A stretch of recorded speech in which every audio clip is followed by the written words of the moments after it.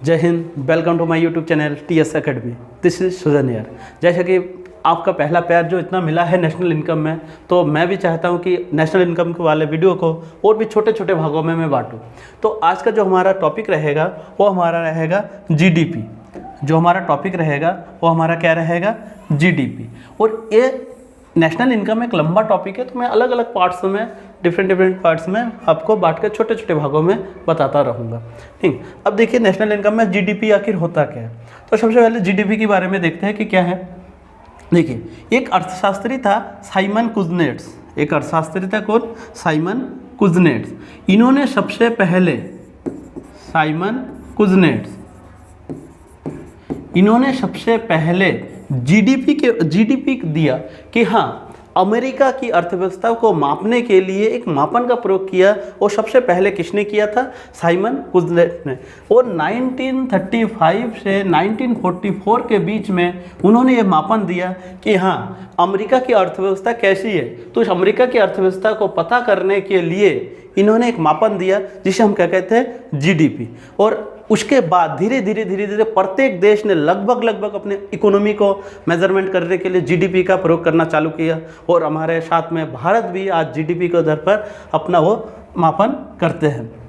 अब देखिए, पूरे इंटरनेशनल लेवल पर जो GDP को फैलाने का काम किया, GDP को लागू करने का काम किया, वो किया था IMF ने। IMF का फुल फॉर्म क्या है? International monetary fund. ये क्या करता है? इसकी जो स्थापना हुई 1945। कहीं कहीं पर आपको 1944 मिलेगा, कहीं कहीं पे 1940।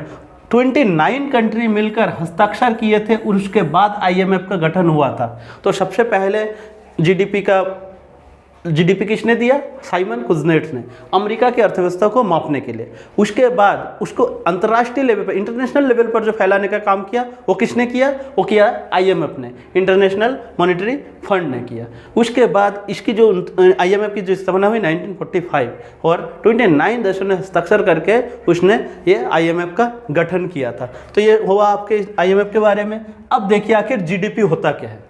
हमें मेन टॉपिक हमारा क्या है? GDP। तो आखिर GDP होता क्या है उसके बारे में देखेंगे कि GDP क्या है। ठीक है, GDP का फुल फॉर्म क्या है?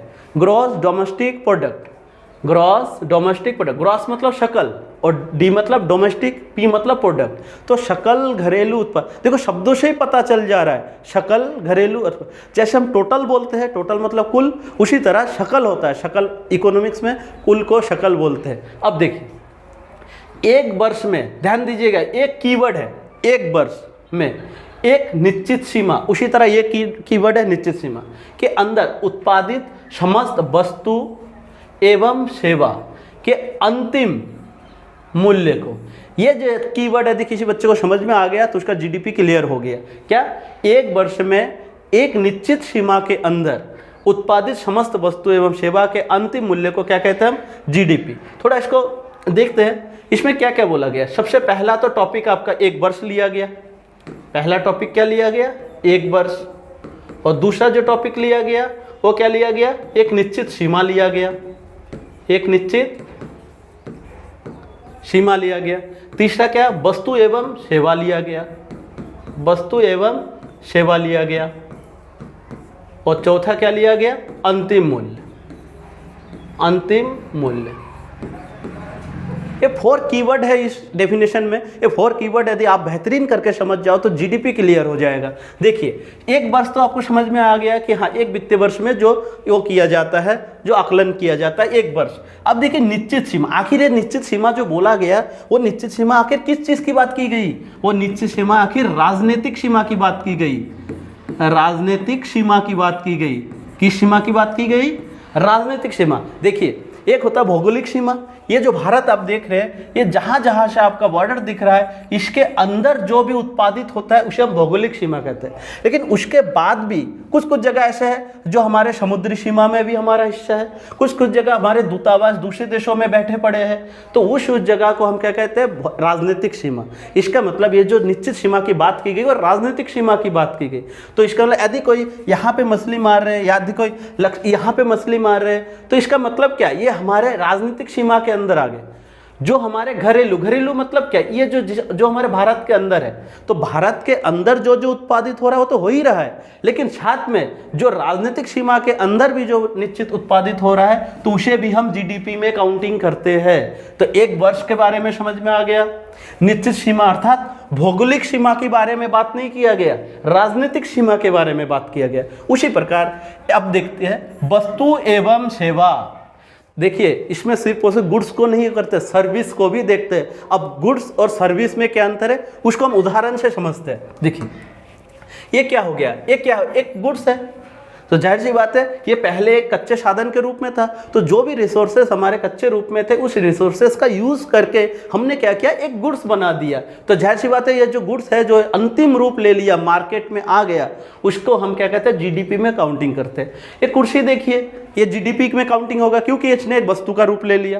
ये फैन देखिए ये इसने एक वस्तु का रूप ले लिया। उसी प्रकार से सर्विस सेक्टर देखिए, हम जब टीचिंग करते हैं तो टीचिंग हमारा क्या आता है, हमें पढ़ाना। जैसे मैं पढ़ा रहा हूँ तो मैं क्या दे रहा हूँ, सेवा दे रहा हूँ, तो इसमें वस्तु का भी काउंटिंग होगा और सेवा का भी काउंटिंग होगा।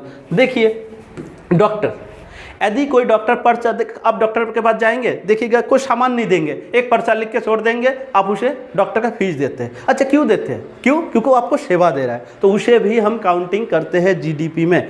लेकिन यदि मान लीजिए डॉक्टर ने कोई सामान बेचा है, वो वस्तु हो गया, इसका मतलब इसमें वस्तु का भी काउंटिंग होता है और इसमें वस्तु एवं सेवा में क्या क्या आ सकते हैं, वस्तु भी आ सकते हैं और सेवा में। देखिए जियो एक बेहतरीन नेटवर्क के रूप में सेवा दे रहा है, तो किस में काउंटिंग होगा, जीडीपी में काउंटिंग होगा। देखिए बीएसएनएल क्या है, जीडीपी में काउंटिंग होगा। उसी तरह आप ढेर सारे उदाहरणों से समझ सकते हैं। ये देखिए सर्विस सेक्टर में होगा, आप खुद ही समझ सकते हैं कि अब ये ट्रांसपोर्ट किस में होगा, सर्विस सेक्टर में। बैंक किस में, अब बैंक वाला कुछ बेच थोड़ी ना रहा है, जाहिर सी बात है वो सर्विस दे रहा है, लेन देन का काम कर रहा है, ठीक है, तो बैंक क्या हो गया, सर्विस सेक्टर में, तो ये भी जीडीपी में काउंटिंग होगा।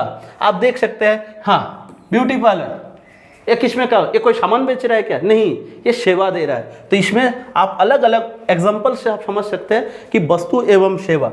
तो एक वर्ष समझ में आ गया, निश्चित सीमा अर्थात राजनीतिक सीमा की बात की जा रही है। उसी तरह मेरे ख्याल से वस्तु एवं सेवा भी आप समझ गए।